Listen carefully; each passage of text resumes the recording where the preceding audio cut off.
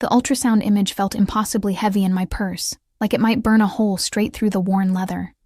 3 months I'd managed to keep this secret.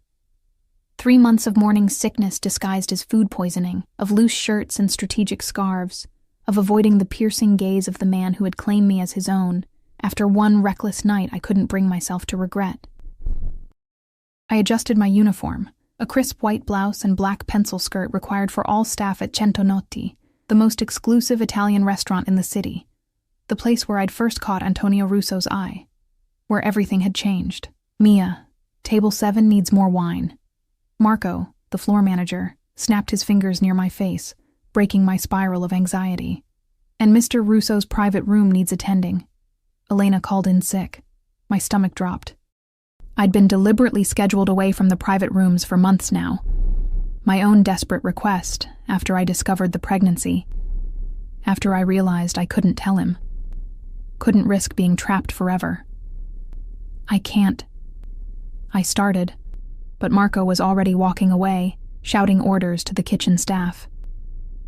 The restaurant hummed with the quiet conversations of the wealthy, the clink of fine crystal, the subtle notes of a piano played in the corner. I grabbed a bottle of Brunello di Montalcino, Antonio's preferred wine, and tried to steady my breathing. My fingertips felt numb and cold against the glass as I made my way toward the private dining room at the back of the restaurant. 2 men in impeccable suits stood outside the heavy mahogany door. I recognized Dante, Antonio's right-hand man, his face impassive as always. The scar running from his left eye to his jaw twitched when he saw me. "Miss Mia," he said, voice low as he opened the door. "It's been a while." I nodded, unable to form words. Had Antonio told them to keep an eye out for me? Did they know I'd been avoiding him? The weight of the ultrasound in my purse felt like it might drag me through the floor. The private dining room was dimly lit, all dark wood and deep red accents. 5 men sat around the table, but my eyes were drawn immediately to him, Antonio Russo, 6'2" of pure danger wrapped in a bespoke charcoal suit. Dark hair, meticulously styled, eyes the color of aged whiskey that missed nothing. Those eyes found mine the moment I stepped into the room, and the conversation around him instantly died. I watched his expression change, surprise, then something darker, hungrier. "Gentlemen," he said without looking away from me, "we'll continue this discussion tomorrow." No one questioned him. They simply gathered their things and filed out, nodding respectfully as they passed. Dante closed the door behind them, leaving me alone with the man I'd been running from, the father of my child. Antonio didn't speak at first. He simply studied me, his gaze traveling from my face down to my midsection, which I'd become expert at disguising, then back up again. I clutched the wine bottle like a shield. 3 months, he finally said, his voice deep and accented. 3 months you've been avoiding me, Tesoro.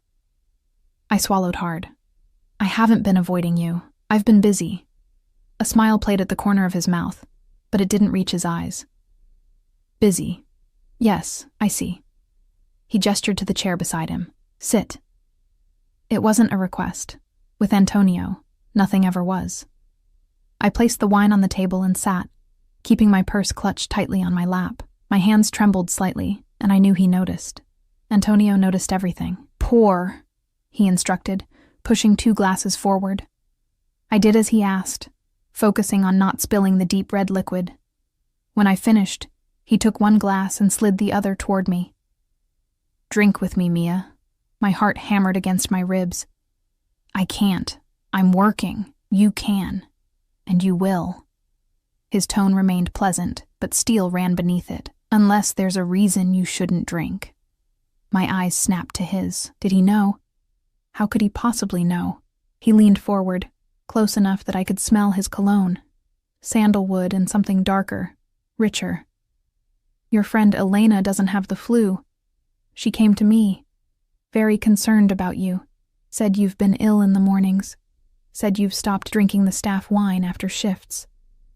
His eyes narrowed slightly. Said you've been hiding something. The blood drained from my face. Elena, my closest friend at the restaurant. She'd betrayed me to him. She works for you. It wasn't a question. Antonio shrugged one broad shoulder. Everyone in this city works for me, in one way or another. You should know that by now. I should have. I'd known who he was when I let him take me home that night. Known, but not understood. Not really. Not until I saw him calmly order a man's death over dessert a week later. Not until I realized I was carrying the child of one of the most dangerous men in the country. "Tell me why you're avoiding me," he said, voice dropping to that intimate register that still haunted my dreams. "Tell me what you're hiding in that purse you're clutching like it contains state secrets." My knuckles whitened around the leather strap. "It's nothing. Mia." Just my name, but loaded with warning. I stood abruptly, nearly knocking over my untouched wine. I have to get back to work.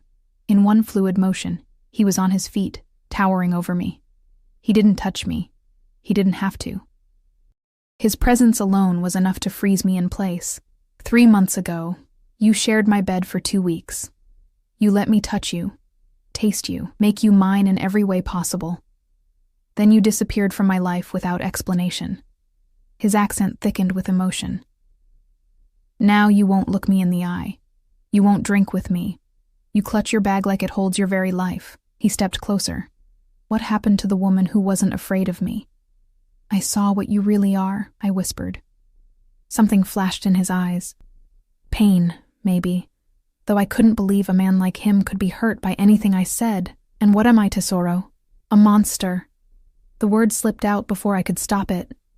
His jaw tightened. "A monster who made you scream with pleasure. A monster whose name you called in the dark." He reached for me then, his hand settling on my hip, and the familiar heat of his touch sent a shock through my system. "A monster you couldn't get enough of, if I remember correctly." I jerked away, bumping into the table. The movement sent my purse tumbling to the floor, its contents spilling across the plush carpet. Lipstick, wallet, phone, and the white envelope containing the ultrasound. Time seemed to stop as we both stared at it. Then Antonio moved, bending to pick it up before I could reach it. "No!" I lunged for the envelope, but he easily held it away from me. "What is this that you're so desperate to keep from me?" He studied the hospital logo on the corner. Understanding dawned in his eyes. "Mia," he said, his voice suddenly hoarse. "What is this?" "Please," I whispered. "Please don't." But he was already opening it, already pulling out the grainy black and white image. I watched his face as he studied it, watched the most powerful man I knew go utterly still. Then his eyes found the typed information at the top. Patient name, Mia Collins. Below that, where I'd been asked to list the father's name, Antonio Emilio Russo. His fingers traced the letters of his own name, then moved to the small shape in the center of the image. When he looked up at me, his eyes burned with an emotion I couldn't name. "That's our child," he whispered. And everything I'd feared and fought against for 3 months crashed down around me. I backed away until I hit the wall, tears burning in my eyes. "I can't do this. I can't be with you, knowing what you are, what you do." In an instant, he was before me, one hand braced against the wall beside my head, the ultrasound still clutched in the other. "This changes everything," he said, his voice rough with emotion.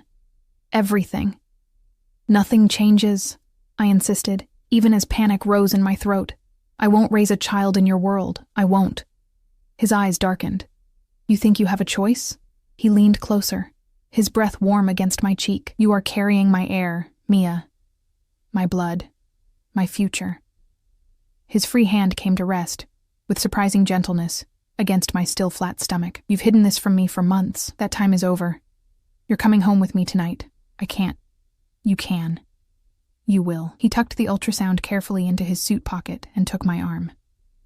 "You belong to me now, more than ever. You and our child will be protected, cherished, given everything." His grip tightened, not enough to hurt, but enough to show his resolve. "No one will ever threaten what's mine."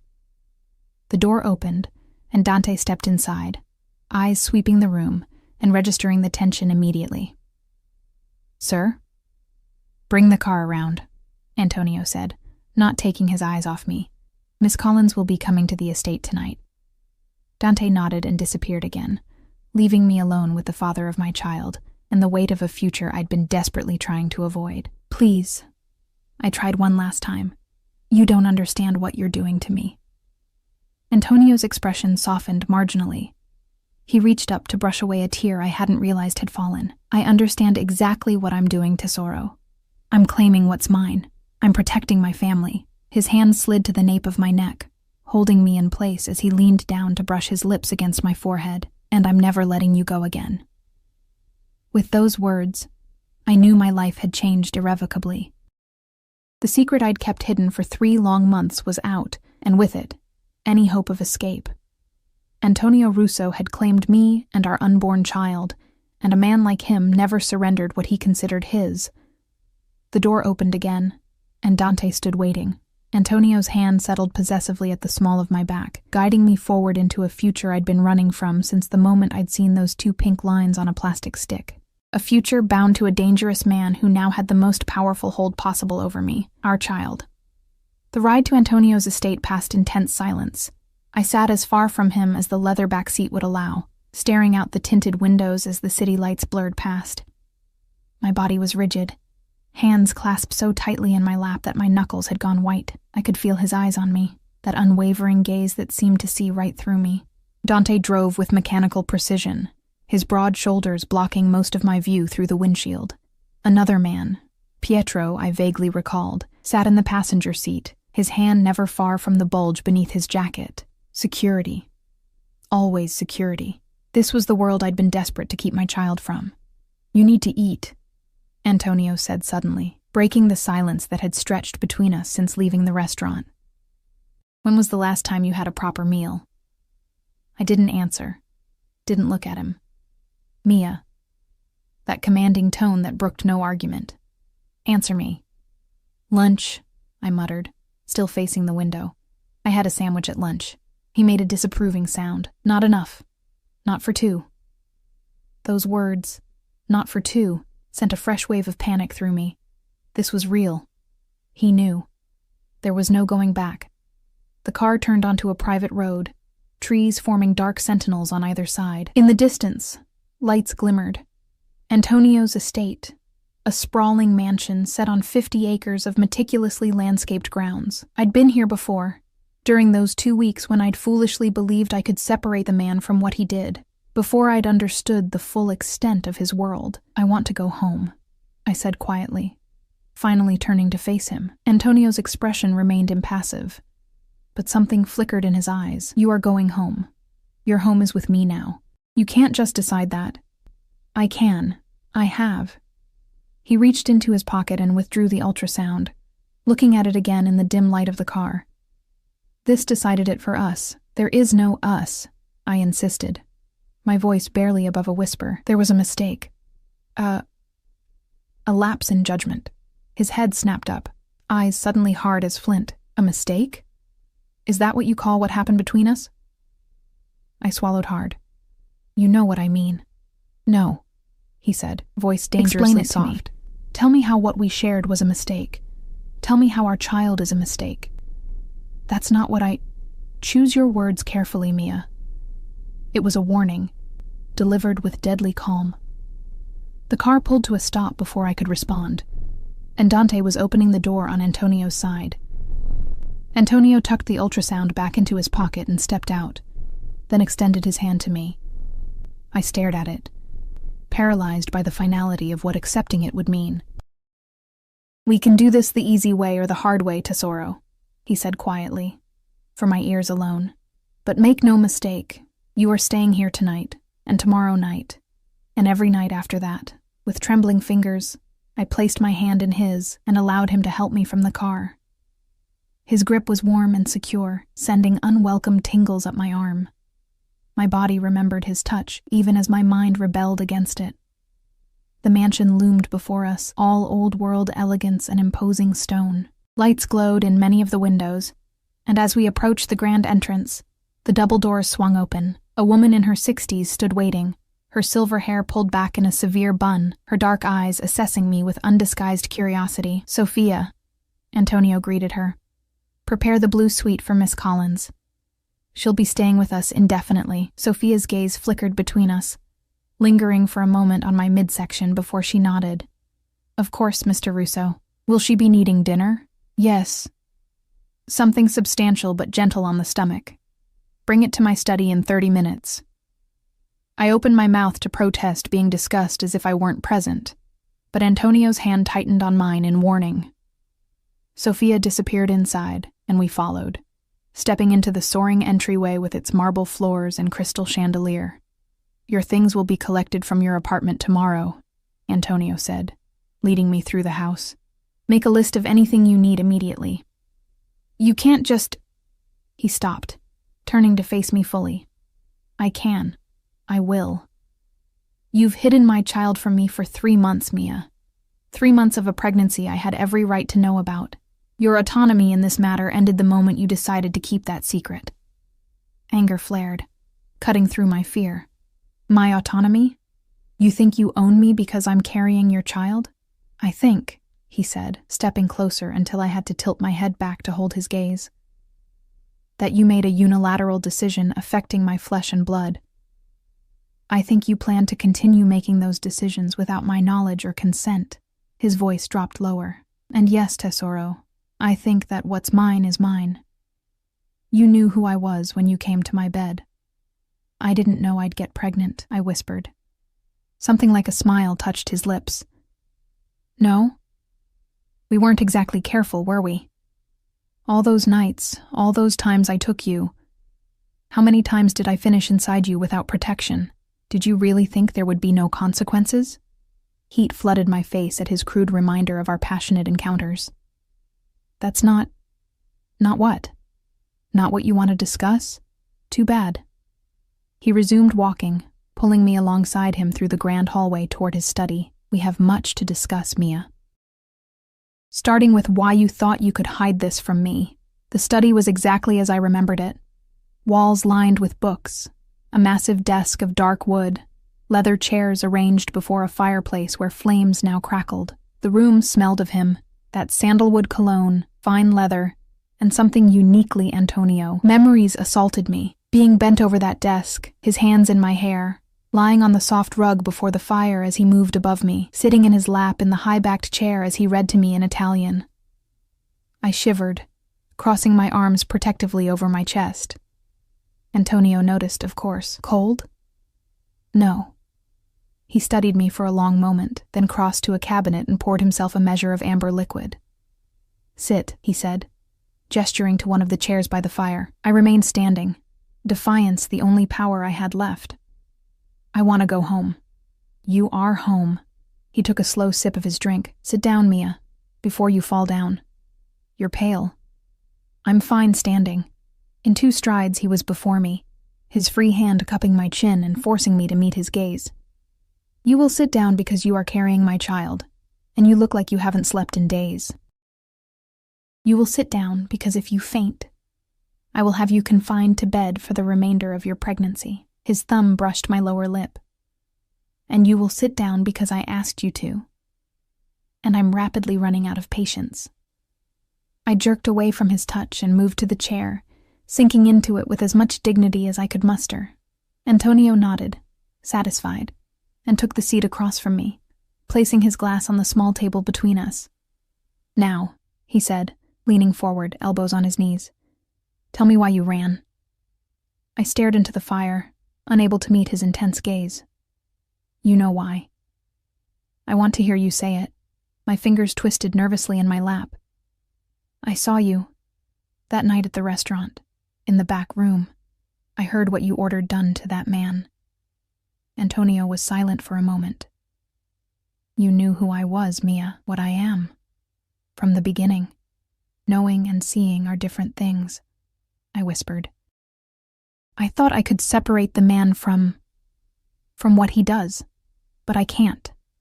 And when you discovered you were pregnant, I closed my eyes. I couldn't bring a child into your world. A world of violence and a world of protection, he interrupted. Of power. Of never wanting for anything. He leaned closer. My child will have everything, Mia.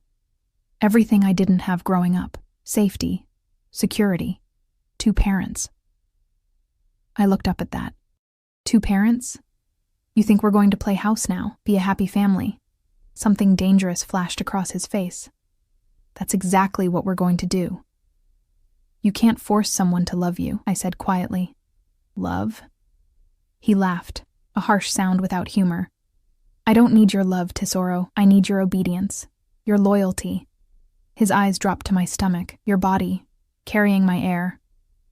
The words stung more than they should have. What had I expected? That he would profess some deeper feeling?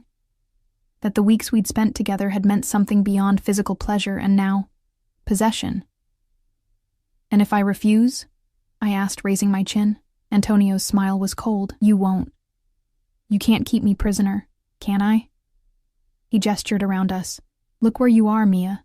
Look who I am. There is nowhere you could go that I wouldn't find you. No one who would help you against me. His voice softened slightly. But it needn't be a prison. This can be a home. Our home. You can have anything you want here, except my freedom, I said bitterly. His expression hardened again. Your freedom to do what? To take my child away from me? To raise my son or daughter without their father? He shook his head. No, that freedom you do not have. A knock at the door interrupted us. Sophia entered carrying a tray laden with food. A bowl of what appeared to be homemade soup, fresh bread, a salad, and a glass of milk. She set it on the table beside me, her eyes curious but kind. Thank you, Sophia, Antonio said. That will be all for tonight. She nodded and left, closing the door quietly behind her.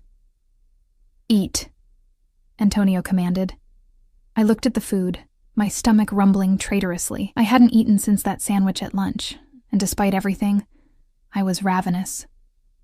Reluctantly, I picked up the spoon and tasted the soup, chicken and vegetables in a rich broth that instantly warmed me.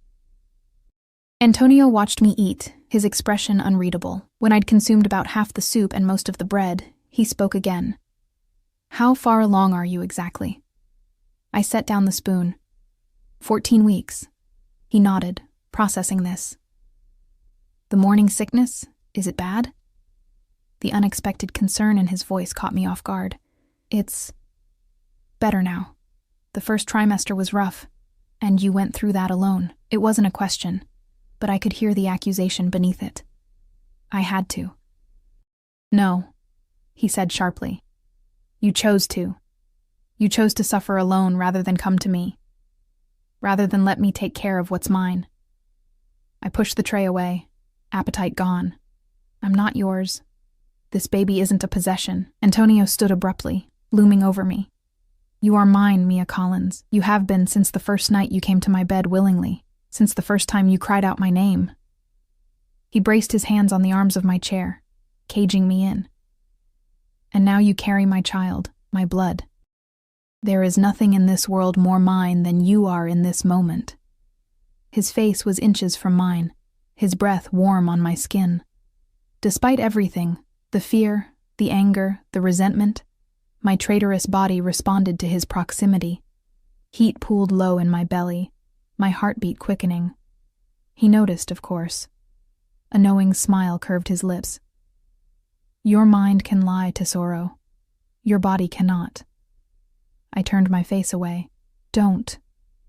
His fingers caught my chin, turning me back to face him. Tell me you don't still want me. Tell me you don't remember how good we were together. It doesn't matter, I whispered. What's between us? It's not enough. Not for this. It's a start, he said, his thumb tracing my lower lip. The rest will come in time, and if it doesn't, his eyes darkened. Then we will find a way to coexist for the sake of our child, but you will stay, Mia. That is non-negotiable. He straightened, releasing me from the cage of his arms. Finish your dinner, then I'll show you to your room. He crossed to his desk and picked up a phone. I need to make some calls. Plans must be adjusted now that my circumstances have changed. I watched him as he spoke quietly into the phone, issuing commands in a mixture of English and Italian. This was the reality of who he was. A man accustomed to absolute control, to being obeyed without question. A man whose world operated by different rules than the one I'd grown up in. A man who was now inextricably tied to me through the child growing beneath my heart. I placed my hand on my still flat stomach, a protective gesture that had become habit in the weeks since I'd learned of the pregnancy. Whatever happened now, whatever future stretched before me in this gilded cage, I would protect this child from the world, from Antonio's enemies, and if necessary, from Antonio himself. As if sensing my thoughts, he looked up from his call, his eyes meeting mine across the room. A silent promise passed between us. His to keep us, mine to resist being kept. A battle of wills that had only just begun. And deep down, in a place I refused to acknowledge, I wondered which of us would truly win, or if victory for either would come at too high a cost. Sleep eluded me in the blue suite Antonio had assigned me. The bed was obscenely comfortable. The sheets Egyptian cotton. The pillows cloud-soft, yet I tossed and turned, my mind racing with the day's events and the uncertain future that stretched before me. My hand kept drifting to my stomach. That instinctive gesture of protection that had become second nature. Dawn was breaking when I finally gave up on sleep. I padded to the enormous windows that overlooked the estate's manicured grounds. Morning mist clung to the landscaped gardens, giving everything an ethereal quality. Beautiful, but no less a prison. A soft knock startled me. Before I could respond, the door opened and Sophia entered carrying a tray. "Good morning, Miss Collins," she said, her tone formal but not unkind. "Mr. Russo thought you might appreciate some breakfast that won't upset your stomach." I glanced at the tray. Plain toast, a small bowl of fruit, herbal tea, and crackers. A surprising gesture of thoughtfulness. "Thank you," I said, suddenly aware of how rumpled I must look in the borrowed nightgown Sophia had provided last night. "Where is him?" Sophia's lips twitched at my deliberate avoidance of Antonio's name. "Mr. Russo left early for business in the city. He asked me to inform you that your belongings will be delivered today and that he expects you to rest." She set the tray on a small table near the window. "He also left this." She handed me an envelope. Inside was a black credit card with my name embossed on it and a handwritten note. "For whatever you need, use it freely. The doctor will visit at 2 p.m. "A doctor?" I looked up at Sophia, alarmed. "Mr. Russo's personal physician. He's very discreet." Her eyes dropped momentarily to my midsection. "Mr. Russo wants to ensure everything is progressing well." Of course he did.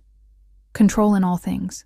"I don't need his doctor," I said, tossing the card and note onto the bed. "I have my own doctor." Sophia's expression remained neutral. "I'll convey your feelings to Mr. Russo when he calls for an update." She turned to leave, then paused. "Miss Collins, if I may offer some advice." I raised an eyebrow, waiting. "Choose your battles wisely with Antonio Russo.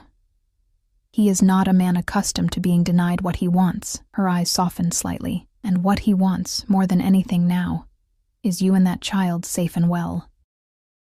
After she left, I picked at the food, surprising myself by finishing most of it. The tea soothed my perpetually unsettled stomach, and for the first time in weeks, I didn't feel the immediate need to rush to a bathroom. With nothing else to do, I explored my suite. The bathroom was larger than my entire apartment, with a deep soaking tub and shower big enough for 3 people. The walk-in closet was empty, save for a few items Sophia had provided. The nightgown, a robe, and simple cotton clothes that wouldn't have been my first choice but would suffice. I tried the door to the hallway, unlocked. So I wasn't a prisoner, at least not technically. I wrapped the robe tighter around myself and ventured out. The mansion was eerily quiet, my bare feet silent on the marble floors. I remembered some of the layout from my previous time here: the grand staircase, the formal dining room, the library. I made my way downstairs, wondering if I'd encounter security, but the place seemed deserted. I found myself drawn to Antonio's study, the scene of last night's confrontation. The door was closed but unlocked. I hesitated, then slipped inside. Morning light streamed through the tall windows, illuminating the space differently than the firelit intimacy of the previous evening.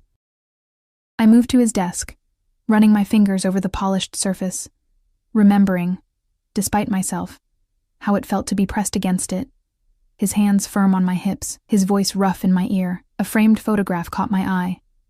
I picked it up, surprised to see a much younger Antonio, perhaps 16 or 17, with an older man who shared his strong features. They stood before this very house, the man's hand firmly on Antonio's shoulder. Antonio wasn't smiling. I'd rarely seen him truly smile. but there was pride in his posture, in the set of his jaw.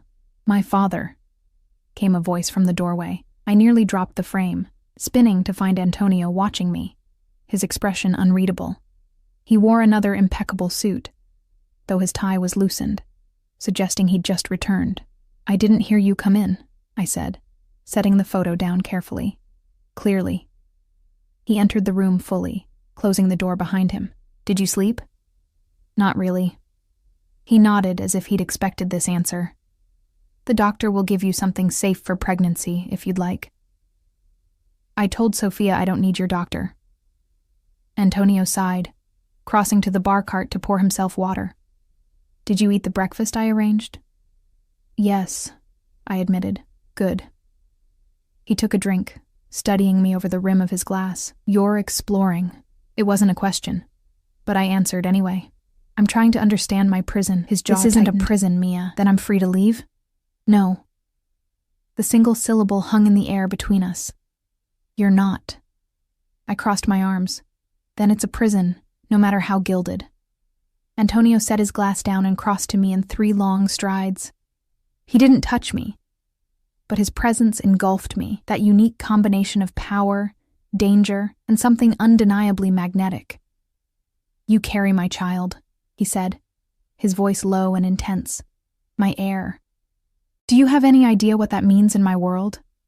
The danger it puts you in?" I swallowed hard.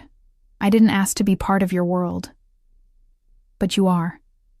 His hand came up to brush a strand of hair from my face, his touch surprisingly gentle. "You became part of it the moment you let me take you to my bed. And now, with this pregnancy." He shook his head. "There is no going back to sorrow, not for either of us." A knock interrupted us. Antonio stepped back, his expression closing off. "Enter." Dante appeared in the doorway. "Sir, the shipment from Miss Collins's apartment has arrived." Antonio nodded. "Have everything brought to the Blue Suite. And tell Dr. Moretti I want him here at 1, not 2. I opened my mouth to protest the change, but Antonio silenced me with a look. "You should rest before he arrives," he said, his tone brooking no argument. "We'll continue our discussion later." Dismissed, I had little choice but to follow Dante upstairs, where movers were already unloading boxes and bags of my belongings. It was surreal, seeing my life packed up and transported here without my consent. I recognized my clothes, books, even the small potted plants I'd kept on my windowsill. "Everything from your apartment is here," Dante said, his tone efficient. "Mr. Russo has terminated your lease and settled any outstanding payments." The finality of it struck me like a physical blow. "He had no right," I whispered. Dante's expression remained impassive. "Mr. Russo does what is necessary to protect what's his." He glanced briefly at my midsection. "Especially now." Left alone, I mechanically began unpacking, hanging my clothes in the massive closet where they looked small and out of place. I arranged my books on a shelf, set my plants on the windowsill, placed my laptop on the desk, creating the illusion of choice, of control, when I had neither. Dr. Moretti arrived precisely at 1 o'clock, a distinguished man in his 60s with kind eyes that somehow made the intrusion worse. Antonio joined us, standing silently in the corner as the doctor examined me with professional detachment. "The baby appears perfectly healthy," Dr. Moretti said after the ultrasound, his voice warm with genuine pleasure. "Strong heartbeat, good size for 14 weeks. Would you like to know the sex?" "You can tell already?" I asked, surprised. He smiled. "With reasonable certainty, yes." I hesitated, glancing at Antonio. His face remained impassive, but I could see the intensity in his eyes, the hunger to know. "Yes," I decided. "I want to know." Dr. Moretti pointed to the screen. "It's a girl. Congratulations to you both." A girl. My daughter. Antonio's daughter. I felt tears prick my eyes. The reality of this new life suddenly more concrete than ever before. When I looked at Antonio, I was shocked by what I saw. His mask had slipped, revealing raw emotion, wonder, pride, and something that looked almost like vulnerability. "A daughter," he said softly, more to himself than to me or the doctor. Dr. Moretti printed several copies of the ultrasound and wrote me prescriptions for prenatal vitamins and something mild for sleep. After he left, Antonio and I remained in silence, the knowledge of our daughter hanging between us. I never had a sister, Antonio finally said. Only brothers. I don't know much about girls. The unexpected admission, almost human in its uncertainty, caught me off guard. I'm an only child, I offered. I don't know much about children at all. He crossed to the window, hands clasped behind his back. She will want for nothing. The best schools, the best opportunities, everything. Money isn't everything, I said quietly. She'll need love, safety, normalcy. He turned to face me. You think I cannot provide these things? I think your world makes them impossible. How can she be safe when you have enemies? How can her life be normal when her father... I trailed off, unable to finish. When her father is a monster, he supplied, his voice deceptively calm. Is that what you were going to say, Mia? I didn't answer, but my silence was confirmation enough.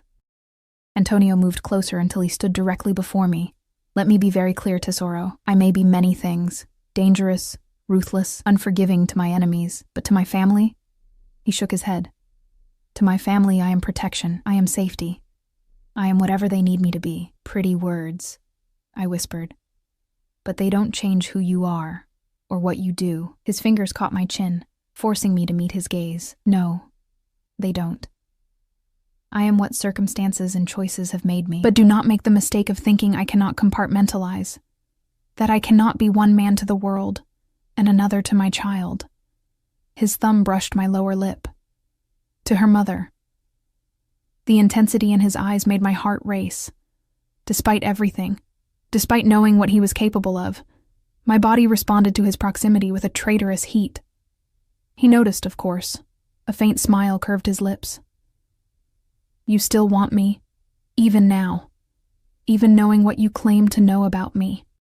I jerked away from his touch. Physical attraction isn't enough for what you're asking of me, for what you're demanding. It's a beginning, he said. The rest will come in time. And if it doesn't, his expression hardened, then we find a way to coexist for our daughter's sake. But you will stay, Mia, here, with me.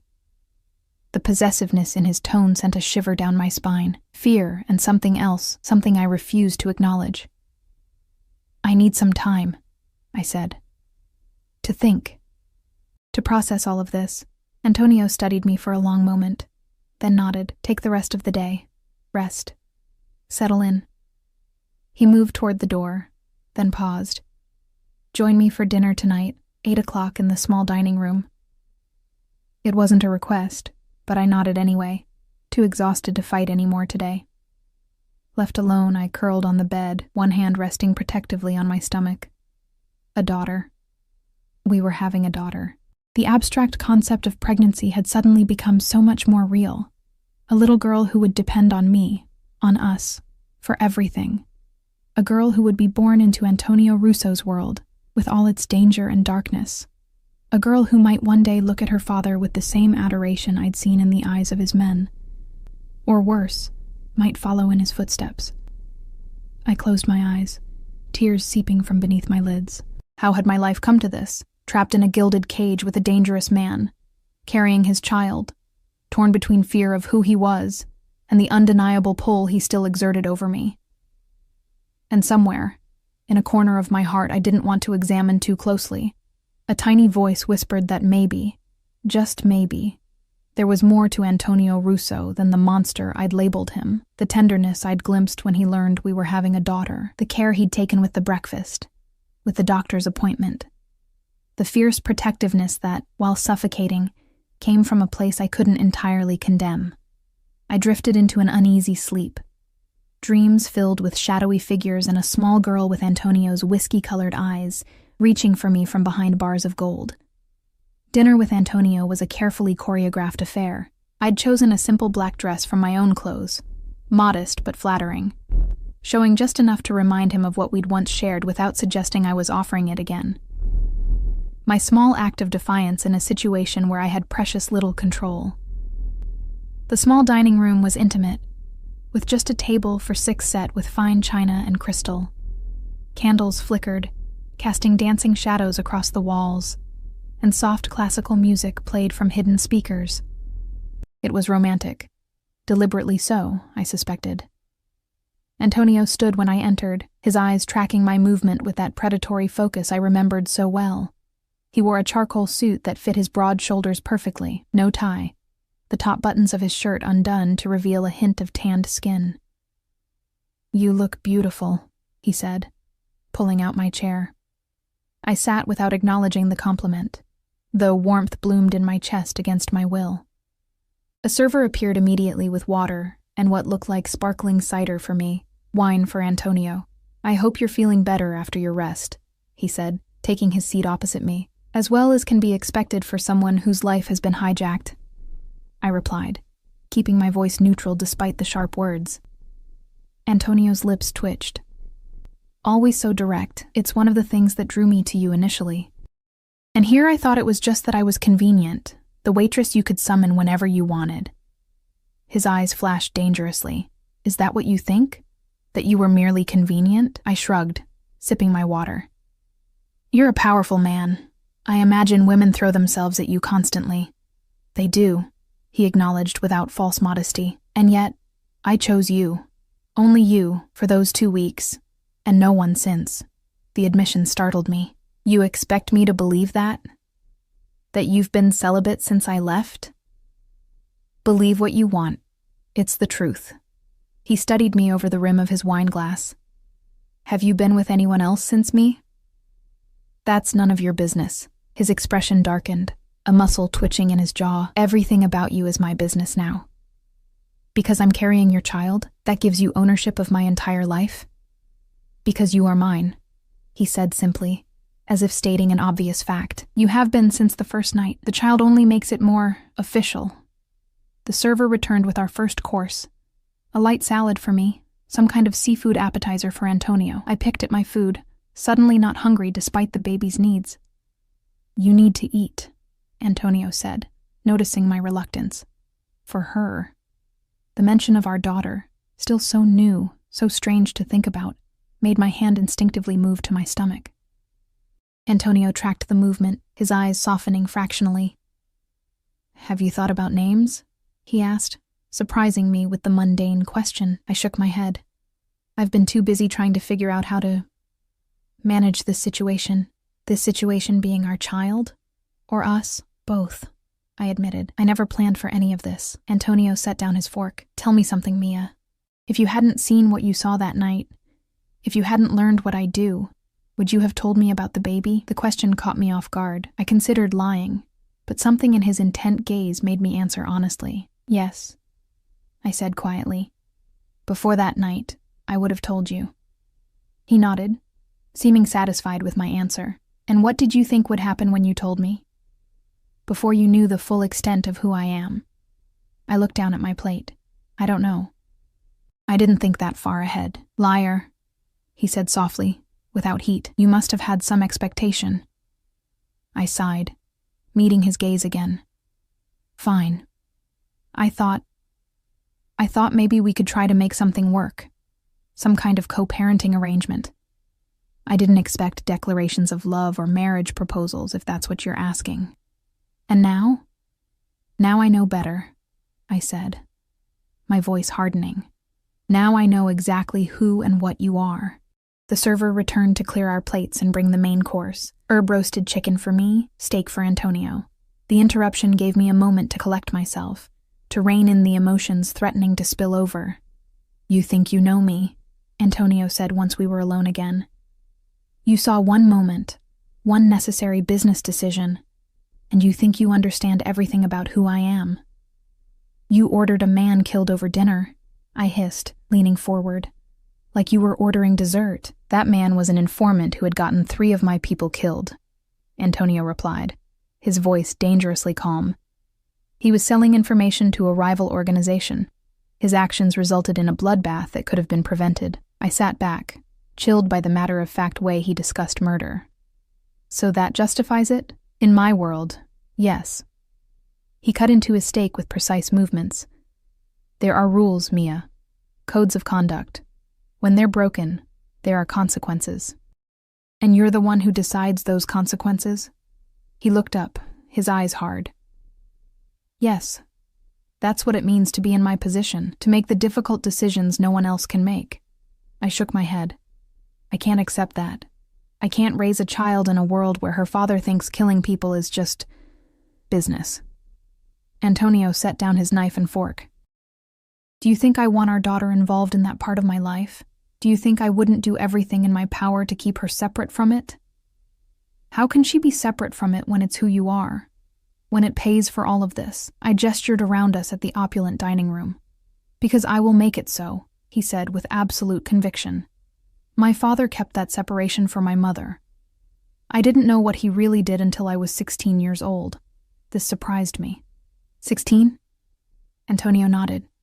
My mother knew, of course, but she kept that knowledge from me and my brothers. She created a normal childhood for us. Despite everything, his expression softened with memory. Sunday dinners, school events, holidays, all the traditional things families do. I tried to imagine it. Antonio as a child, innocent of his father's true business, living what he believed was a normal life. It was harder to reconcile with the dangerous man before me. And when you found out at 16, I asked, what then? Something dark flashed across his face. That is a story for another time. I pressed on. Did you have a choice about joining this business? Or was it expected? There is always a choice, Mia, he said quietly. But some choices are harder than others. He took a sip of wine. I chose this life with my eyes open. I don't regret it. And our daughter? Will she have a real choice? His jaw tightened. My business will pass to my brother's sons, not to her. His eyes met mine, intense and unwavering. She will be protected, educated, given every opportunity. She can become anything she wants, doctor, lawyer, artist, anything but this. I wanted to believe him, wanted to believe our daughter could grow up normal despite her father's world.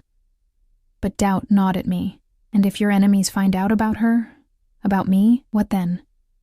They won't, he said with deadly certainty, and if, by some failure of my security, they did.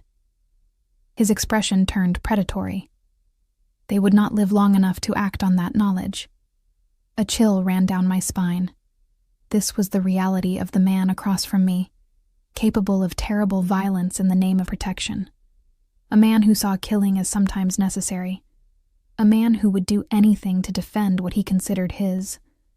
And now, that included me and our unborn daughter.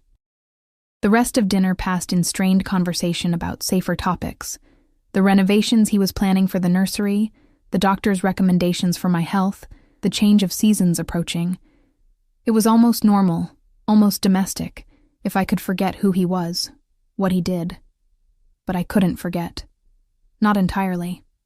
After dinner, Antonio suggested a walk through the gardens. The night air was cool, but not cold. Stars twinkling above us as we strolled along illuminated pathways through meticulously maintained grounds. My mother designed these gardens, he said as we passed a fountain. She loved flowers, said they brought beauty to counterbalance the ugliness in the world. She sounds wise, I said quietly. Antonio nodded. She was. She died when I was 25. Cancer. His voice held a rare vulnerability. There was nothing all my father's power and money could do to save her. I found myself reaching for his hand without thinking. He looked surprised at the gesture, but entwined his fingers with mine, his grip warm and secure. I'm sorry, I said, meaning it, about your mother.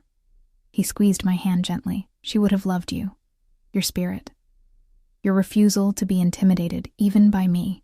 A smile touched his lips, especially by me. We walked in silence for a while, hand in hand under the stars. In that moment, it was easy to forget everything between us. The fear, the anger, his world, and what it meant for our future.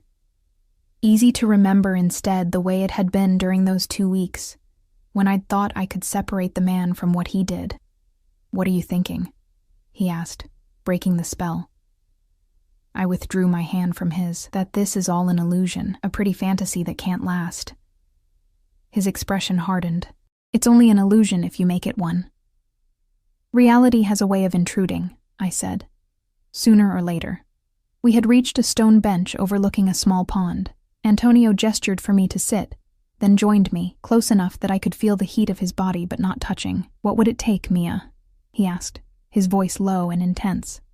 "What would it take for you to give us, a real chance?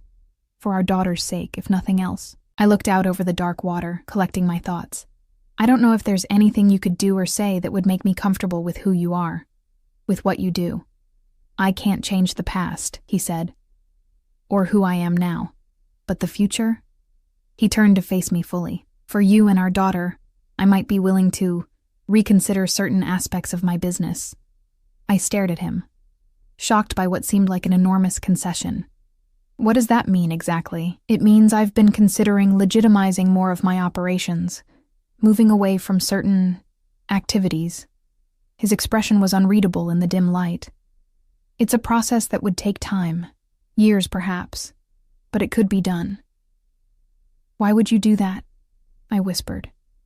"For us?" His hand came up to cup my cheek, his touch surprisingly gentle. "Because some things are worth changing for." The sincerity in his voice made my heart race. Was it possible? Could Antonio Russo, feared Mafia boss, actually change? And even if he could, would it be enough? "I need more than words," I said, pulling away from his touch. "I need time, and proof." He nodded slowly. "Fair enough. Time you shall have. As for proof..." He stood, offering me his hand. "That will come day by day, starting now." I hesitated, then placed my hand in his, allowing him to help me up.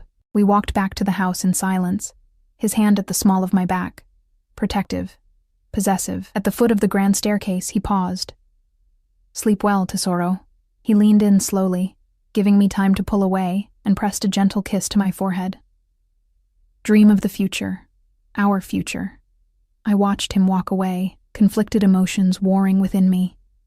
Hope and skepticism, desire and fear, the memory of who we had been together, and the reality of who he was to the world. As I climbed the stairs to my suite, one hand resting on my stomach where our daughter grew, I wondered if Antonio Russo could truly change, and whether I could trust such a change if it came, or if, like everything else about him, it would prove to be a beautiful, dangerous illusion.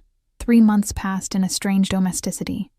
My body changed, the subtle curve of my stomach becoming more pronounced each week. Antonio was attentive in ways I hadn't expected, ensuring I ate properly, accompanying me to doctor appointments, even reading books on pregnancy and child development late into the night. We settled into a cautious routine. Breakfast together when his business allowed. Dinners almost every evening. Walks in the garden where conversation flowed more easily, away from the imposing walls of the mansion. But I remained in limbo, not quite prisoner, not quite free. I was allowed to leave the estate only with security, usually Dante or Pietro shadowing my every move. Shopping trips, prenatal yoga classes, even occasional lunches with Elena, who had tearfully apologized for betraying me to Antonio. "I was so worried about you," she'd said, clutching my hands across the restaurant table, while Dante watched impassively from nearby. "You were sick, losing weight instead of gaining it. I didn't know what else to do." I'd forgiven her. Understanding her concern had been genuine, even if her methods weren't what I would have chosen. Today marked a milestone, 28 weeks pregnant, the beginning of the 3rd trimester. I stood before the full-length mirror in my suite, studying my reflection. My hands cradled the definite bump where our daughter grew. She was active now, kicking and shifting, especially at night when I was trying to sleep. A knock at the door pulled me from my thoughts. "Come in," I called, expecting Sophia with breakfast. Instead, Antonio entered, already dressed for the day in a slate-gray suit that emphasized his broad shoulders. His eyes immediately went to my hands on my stomach, a possessive warmth entering his gaze. "Is she moving?" he asked, crossing to me. I nodded. "She's restless this morning." He hesitated, then asked, "May I?" This had become our dance, his careful requests to touch, to be part of this pregnancy, and my cautious allowances. Slowly, so slowly, the wall between us had begun to crumble, brick by brick. I took his hand and placed it where our daughter was most active. His palm was warm through the thin fabric of my nightgown, his touch gentle despite the strength I knew those hands possessed. A moment passed. Then his eyes widened as he felt a definite kick against his palm. "She's strong," he said, a hint of pride in his voice, like her father. I replied without thinking. His eyes met mine, surprise and pleasure evident in their whiskey depths, and stubborn like her mother, I suspect. A smile tugged at my lips despite myself. This was the Antonio few people saw, the man beneath the dangerous facade, capable of tenderness, of wonder at the small miracle growing between us. He reluctantly withdrew his hand. "I came to ask if you'd join me for dinner tonight, not here. There's a restaurant on the lake, very private, very secure." "A date?" I asked, arching an eyebrow. "If you like," he said, a rare smile softening his features. "I thought we might celebrate the 3rd trimester, and—" He hesitated, unusual for him. "I have something to show you, something important." Curiosity piqued, I nodded. "What time?" "I'll pick you up at 7. He turned to leave, then paused at the door. "Wear something nice. The blue dress, perhaps." The blue dress. One he'd bought me during our first time together, the color perfectly matching my eyes. I hadn't worn it since returning to his life, keeping it pushed to the back of the closet like the memories it evoked. "Antonio," I called as he reached for the door handle. He turned, eyebrows raised in question. "What are you showing me tonight?" His expression grew serious, the beginning of a promise kept. The restaurant was exactly as Antonio had described, perched on a bluff overlooking the lake, isolated and exclusive. We were seated in a private room with floor-to-ceiling windows showcasing the moonlight dancing on the water below. A single table waited, set with fine china and crystal, candles providing most of the illumination. I wore the blue dress as Antonio had suggested, though I'd had Sophia take it out slightly to accommodate my growing belly. Antonio's eyes had darkened appreciatively when he'd first seen me, his gaze lingering in a way that sent heat coursing through me despite everything. He was solicitous throughout dinner, attentive in a way that reminded me of our first weeks together. The conversation flowed easily as we discussed names for our daughter, a topic that had become less contentious as time passed. "I thought perhaps Sophia, after my mother," Antonio suggested as dessert was served. "It's beautiful," I acknowledged. "What about a middle name? Something from my family? Your mother's name?" I shook my head. "I never knew her. She left when I was a baby. It was something I rarely spoke about. A wound long scarred over but never fully healed." Antonio's expression softened with understanding. "Then perhaps your grandmother, Olivia," I said quietly. "My grandmother's name was Olivia, Sophia Olivia Russo." He tested the name, rolling it on his tongue. "It has a certain strength to it, don't you think?" The sound of our daughter's potential full name, complete with Antonio's surname, hung between us. Another small step toward a future I was still uncertain of. After dessert, Antonio checked his watch. "It's time. What I want to show you is nearby." Outside, Dante waited with the car. Antonio helped me into the back seat, his hand lingering on mine longer than necessary. We drove for perhaps 15 minutes, eventually turning onto a private road that wound through dense trees. "Where are we going?" I asked, peering through the darkness. "You'll see," Antonio replied, a hint of anticipation in his voice. The car finally stopped before a gate, which opened automatically as we approached. Beyond it, illuminated by subtle landscape lighting, stood a house, not as grand as Antonio's mansion, but beautiful in its own right. Modern architecture blended with natural materials, large windows looking out onto manicured grounds. "What is this place?" I asked, as Dante opened my door. Antonio helped me out, his hand steady at the small of my back. "Something new. Something different." He led me to the front door, which opened at his touch. Inside, the house was warmly furnished, stylish but comfortable, with none of the intimidating opulence of the mansion. "This is yours," Antonio said, watching my reaction carefully. "Yours and our daughter's, and mine, when you allow it." I turned to him, stunned. "I don't understand." He gestured for me to sit on one of the plush sofas, then joined me, leaving a respectful distance between us.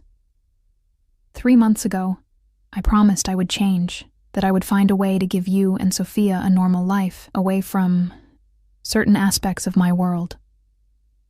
His eyes held mine, intense and sincere. "This is the first step. A new house?" I asked, confused. "A new beginning," he corrected. "This property is held in your name. Legally, it's yours, regardless of what happens between us." The implication, that he was giving me a choice, an escape if I wanted it, was not lost on me. And the security, less obvious than at the mansion, but present. The grounds are monitored. Dante or Pietro would be nearby, but not in the house itself unless you requested it. He leaned forward slightly. "You would have privacy, independence." "Why?" I whispered, searching his face for any sign of deception. "Why now?" Antonio was silent for a moment, choosing his words carefully. "Because in these months together, I've come to realize something. Keeping you as a beautiful prisoner might ensure you stay physically, but it would kill something essential in you. Something He hesitated. "Something I've come to value above almost everything else." "Almost everything?" "Our daughter comes first," he said simply. "Always." I stood, needing to move, to think. I wandered through the house, taking in the details. A nursery painted in soft yellows and greens, a master bedroom with a view of the gardens, a kitchen designed for someone who actually cooked rather than relied on staff. Antonio followed at a distance, giving me space, letting me process.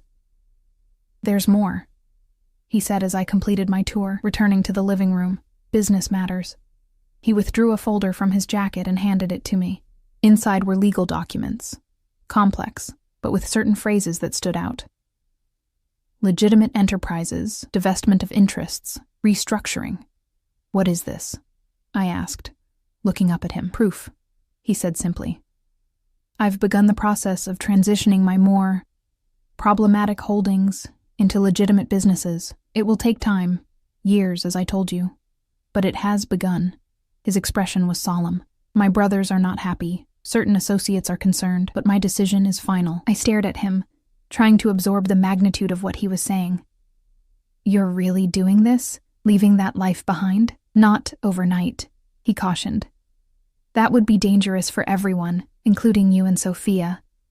But gradually, yes." He moved closer, taking my hands in his. "I meant what I said that night in the garden, Mia. Some things are worth changing for." The sincerity in his eyes was unmistakable. Whatever else Antonio Russo might be, in this moment, he was not lying to me. "Why?" I asked again, needing to understand. "Is it just for Sophia? For her safety?" He shook his head slowly. "It began that way, perhaps, but now..."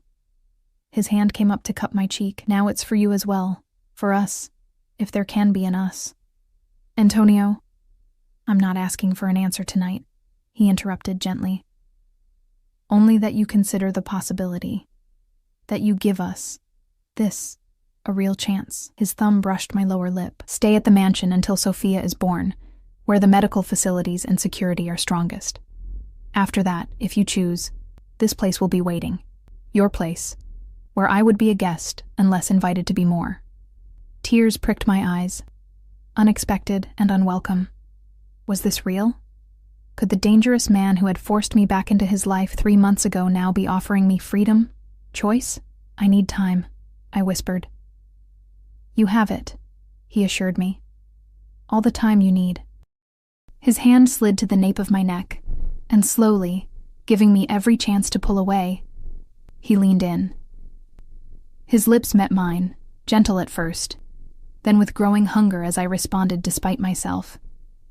It had been months since he'd kissed me, since I'd allowed this connection between us, and my body remembered everything my mind had tried to forget.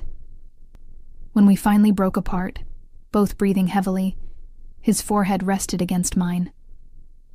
"Come home," he murmured. "Think about everything I've shown you tonight. We'll talk more when you're ready."